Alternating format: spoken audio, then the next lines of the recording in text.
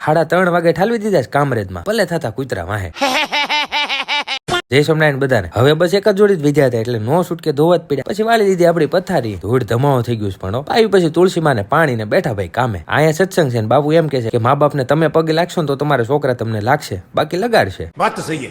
આવી ગયા પછી ભાઈ ગોલી પાસે ખાઈ પીને ખસકાવી મેલા ઘર બાજુ. બીજા દિવસે ઉપડી ગયા ઓફિસ બાજુ. સવારનો નાસ્તો પોગી ગયા ઓફિસ. હા બસ તમે આ કરો કર્યું પંતે ભગવાન લાગ્યા પગે ને બેઠા ભાઈ કામે.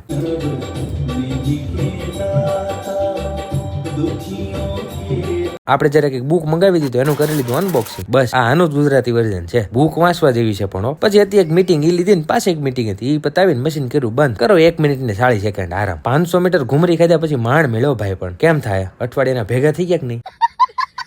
ડુ નોટ ડિસ્ટર્બ હો, ગોલીભાઈ બીજી છે. કાલથી આને મોકલી દેવો છે થેલો ટિફિન લઈને. એક વાર થેન્ક યુ તો ભગવાનને બને જો. પછી ઘરે આવીને વાંચ્યા આપણા ગ્રંથો અને આજનો વિચાર કંઈક એવો છે કે આવક પ્રમાણે ખર્ચો કરીને તો ક્યાં